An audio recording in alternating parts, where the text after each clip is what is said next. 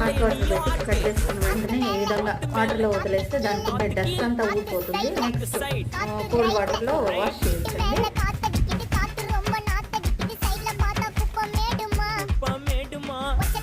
Hot వాటర్లో తీసేసిన వెంటనే ఈ విధంగా డస్ట్ అంతా వచ్చేస్తుంది.